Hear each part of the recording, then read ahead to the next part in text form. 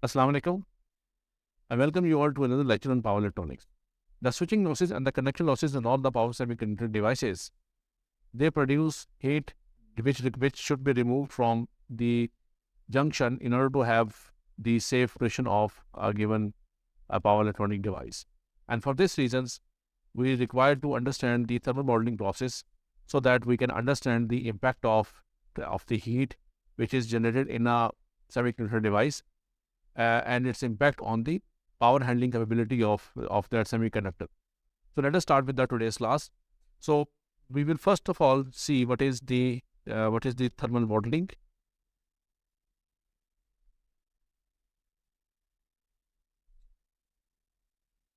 So thermal modeling is usually done by a resistance, just like this one, and a thermal power source, which is usually generated in the form of a current source.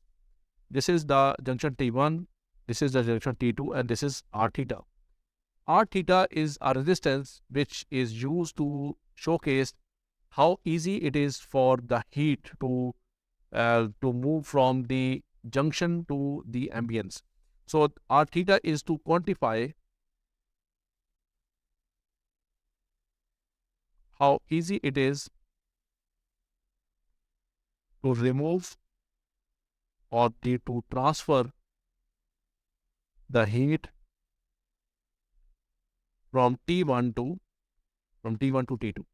So in a power semiconductor device, we do know that we have a junction. Let us say we are only considering one layer. So we have a P junction and we have an N junction, and here we have the body here. So and this body is interacting with this ambient environment. So what happened here is that whenever we have some current flowing through this particular device, then there are the switching losses and the connection losses. So we have switching and connection losses that happen here. These actually they produce heat. If this heat is trapped inside this junction and it is not dissipated into the air, then the device will soon reach the maximum operating temperature, and thereby it will move into the thermal runaway mode and it will fail. So the body, which is which is the outer casing of a device, it has a limited area that can dissipate its heat to the air, and therefore here comes the concept of this R theta. So this R theta is actually used to represent that how easy it is or how convenient it is for this junction to remove the heat which is generated because of the conduction of electrons and the conduction of electric current. How easy it is to dissipate or to transfer that heat to the ambient environment, which is the room temperature or whatever operating temperature it is. So we model it by the use of this R theta. Now, if we see here, let us say this is the P, which showcase the thermal power. So what is this R theta? R theta is equal to T1 minus T2 divided by P. This is just by applying the simple laws of electrical engineering. So if we do not use any heat sink here, then what happens is that this R theta is quite large, and therefore it will offer much resistance and much difficulty in dissipating all the trapped heat, and consequently it drastically reduces the overall power handling capability of a device. So before we move further, let us recap the data sheets of the devices that we have seen so that we understand concept of this R theta with that of the practical devices. So this is a data sheet of a famous MOSFET INF-Z44N, very widely used in most of the undergraduate projects. So here you can see that we have some information available regarding the thermal resistance, which is of our main topic. Also, we have this TJ and TSTG, operating junction temperature TJ. The maximum value is 175 degrees centigrade. That ultimately means that if at any time, if we have a sustained operation such that the junction temperature exceeds this 175 degrees centigrade value, then the device will not be able to perform and it may fail. Now, here are three important parameters, which are the R theta JC, R theta CS, and R theta JA. We will shortly be looking onto these three values, but you can see that it has a unit in degrees centigrade per watt. So there are three different type of things: junction to case to sink, fluid grease surface, and junction to the ambient temperature. So what we say here is that this particular model that I have shown, it has a junction, and then we have a body, and then we have the ambient environment, and this body is also known as case here. So the process of heat flow is as follows. First of all, we have the junction where the heat actually is produced because of the losses that I have explained earlier. This junction is then connected with the case, and then this case is this case is either we leave it alone without using any heat sink, or we use the heat sink. So let us model the whole package, and then we will ultimately see the impact of not using a heat sink. So let us say that it is connected with the heat sink, and then the heat sink is related with the ambient or the surrounding air here.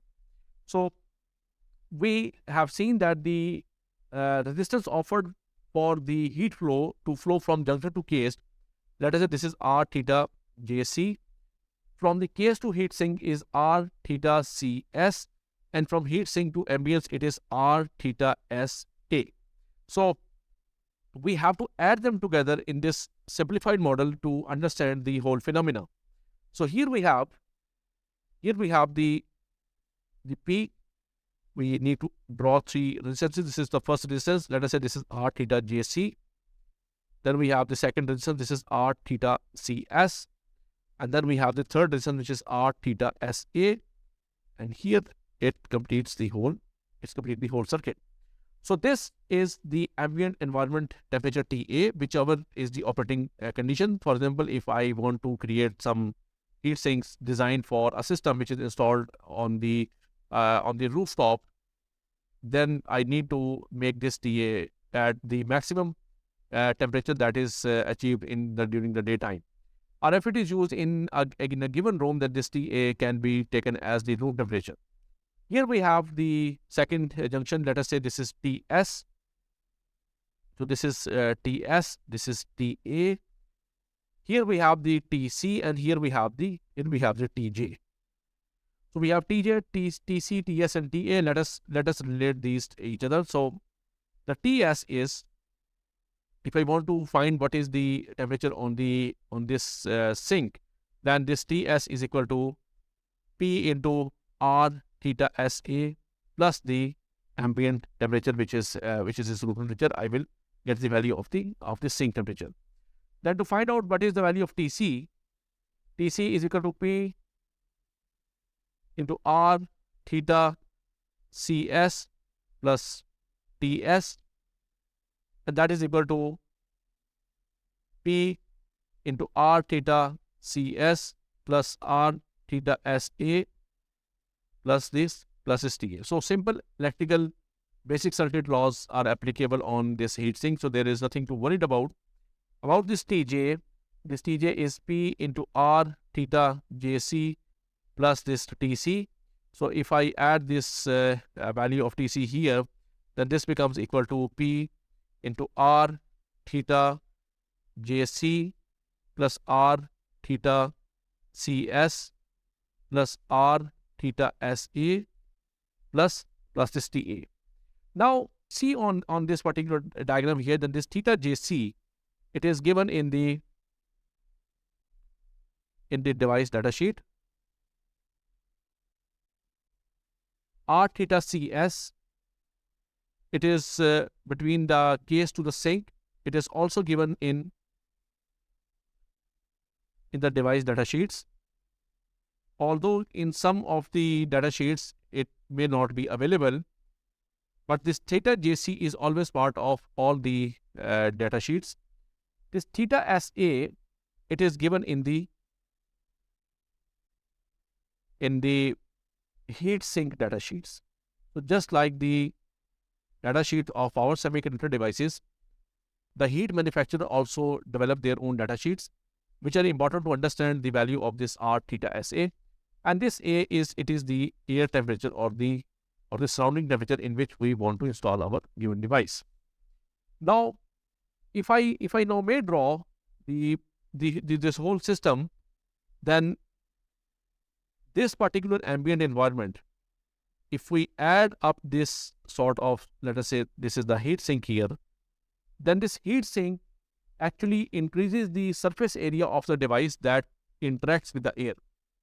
And consequently, what happens is that the overall, it provides an ease in the transfer of heat from the junction to the air, and consequently, the heat sink reduces the overall thermal resistance of the devices.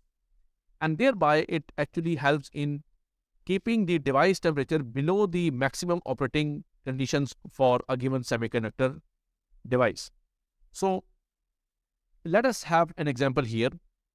Let me write down the example here. So this device has an R theta JA. Let us say we are not using any kind of heat sink. We just need to see what is the impact of not using a heat sink. So what we implying here is that the junction will be directly having its heat dissipated into the air with that small amount of area which is available. So remember that we are using this for this IRF Z44N device, which is a tier 220 package, which is really a small device, and usually of the same size as that of an LM 7805 or 7905 package. So the R theta JA, look at this, it has a very high value. It is 62 degrees centigrade per watt. So let us say that this R theta is equal to 62 degrees centigrade per watt, and the maximum temperature, junction temperature is, let me check the maximum junction temperature, it is 175 degrees centigrade. So let me write that the maximum Tj is equal to 175 degree Celsius. Let us say that we want to use this power MOSFET in an environment where the temperature is, or the operating or the air temperature is, or the ambient temperature is equal to 40 degrees centigrade. Let us see what is the total power handling capability of this device. Now we want to put another constraint, because it is given that the maximum junction temperature is equal to 175 degrees centigrade. So the designer actually imposes a thing that it will not allow the Tj, or the operating junction temperature, should be less than or equal to 150 degrees centigrade, so that the device never fails. In this particular case, the power handling capability of a device is given as P is equal to T1 minus T2 divided by R theta JA. This is R theta JA, right? So that is equal to 150 minus 40 divided by 62 degrees centigrade, centigrade per watt, and this comes out to be equal to 1.77 watt. Now here you should notice that the power handling capability of a device is barely equal to 1.77 watt, just because of the constraint that we have put into that the junction temperature should not exceed 150 degrees centigrade. But the problem is not with this constraint, but it is with the fact that the R theta JA is equal to 62 degrees centigrade per watt, which is a very high value. And likewise, we have said that this value showcase that this particular arrangement is not suitable, or it is not an easy arrangement for the device to transfer from the junction to the air. And therefore, with this reduced power handling capability, the device is always prone to the failure, because at any given time, because of any transients happening, the device temperature may exceed this 150 degrees centigrade rating. So how we actually reduce this value of R theta JC just to increase the power handling capability of this device? And that is by application of the heat sink, because the heat sink is used to enhance the area of the device, and thereby when the cool air sweeps through it, it actually takes away the heat, and the heat is and the heat is safely transferred from the device to the air. So heat sink comes in various type of sizes and various type of materials. Let us see the datasheet of one simple heat sink. So this is a datasheet of a typical heat sink. This heat sink is developed by CUI Devices. It's the vendor name, and as you can see, this particular heat sink has quite some fins available here through which the air can sweep by. It is made for a tier 220 package, which means it can be used with this IRF Z44N, because this is also a TO220 package. You can see here TO220 package. So both of them are compatible with each other. It has a bolt-on attachment through which we mount the device, and just fill the voids between them. We add some paste here, which is sort of a chemical to fill all the gaps between the body and this heat sink, and it helps us in effectively dissipating the power from the body to the heat sink and then to the air. And as you can see, it is made up of aluminum. We also have some heat sinks which are made up of copper, but since the copper is expensive than aluminum, and therefore they are expensive and are used in some specialized applications. As you can see here, there are certain values which are written here. This one is the natural convection, which means that there is no force cooling involved in this system. Then the resistance that this heatsink offer is equal to 10.19 degrees centigrade per watt. And remember, this is the R theta SE. That is from the sink to the air, it offers 10.19 degrees centigrade per watt. And then we have the natural convection for 1 watt power rating, that is equal to 13.4. So you can see here that for the heat dissipated, if we are here, then we have to see this red line here, that is without the airflow. So we don't have any force cooling. There is no fan that we use. And in that particular case, this 1 watt corresponds to 13.4 degrees centigrade per watt.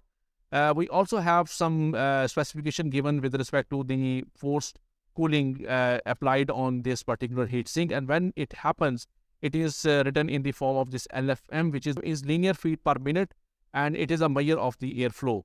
So with this 200 LFM, we have this degree centigrade per watt is drastically reduced to 5. And if we have much more forced cooling involved with some high-speed fan, we have this at 400 LFM. You can see it is reduced from even 5.5 to 3.4. Let us have an example. We will continue with this last example, but just with with one modification, that now we will incorporate the heat sinks to see what is the increment in the power handling capability of the same device that we have seen in this particular example. So the junction to case is 1.5 degrees centigrade per watt. Let me write it here. R theta JC is equal to 1.5 degrees centigrade per watt. And the thermal resistance from the case to the heat sink, which is this one, is equal to 0.5. So R theta case to sink is equal to 0.5 degree centigrade per watt. Now, it is required that if the same device is mounted on a heat sink that has the thermal resistance of 7.2 degrees centigrade per watt, first of all, find the maximum power that can be absorbed without exceeding the Tj equals to 150 degrees centigrade.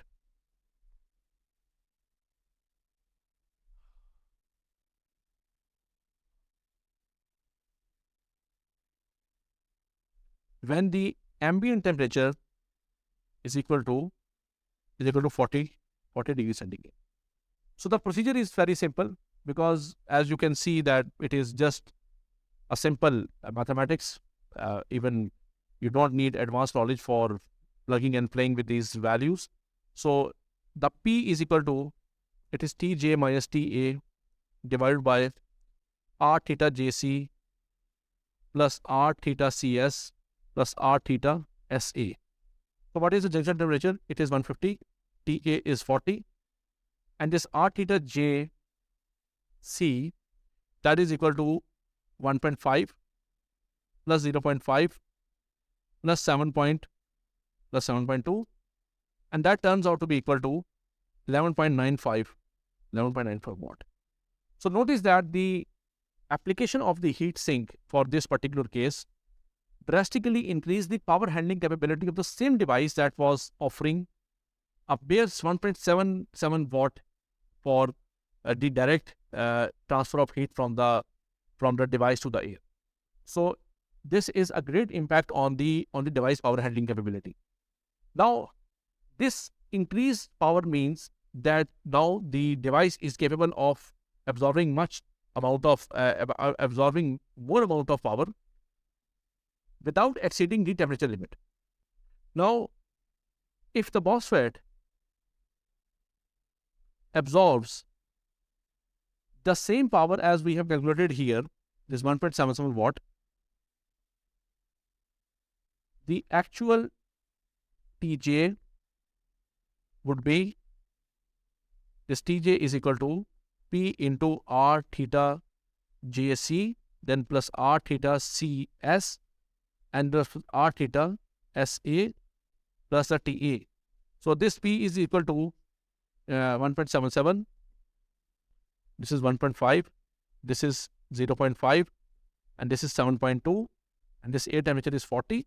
Then this total becomes equal to 56.284 degree centigrade. So if we are using the heat sink and the same amount of power is dissipated, then it will only increase the junction temperature to a value equal to 56.284, which is way below the allowable junction temperature of 150 degrees centigrade. Now, if we want to see that what if the power absorbed is 15 watt, what should be the junction temperature? Then for 15 watt, this TJ is equal to 15 into 1.5 plus 0.5 plus 7.5 plus 7.2. Sorry, this is not 7.5. This is 7.2 plus 40, and that becomes equal to 178 degrees centigrade.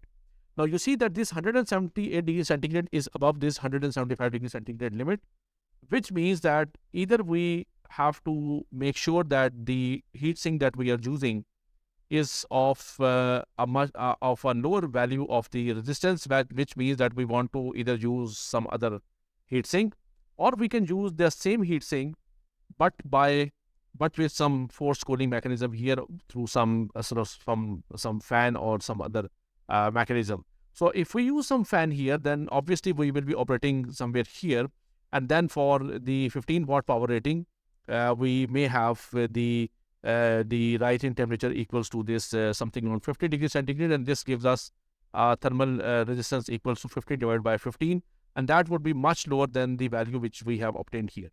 So these are the two methods that can be used to identify the junction heat, and that helps us in keeping the device temperature in a normal range so that we can have a reliable operation of the power electronic devices. So that's all for the today's class. I hope that you have understood the concept of the heat sinks and their application to limit the device junction temperature at the desired value. Thank you very much. Allah Hafiz.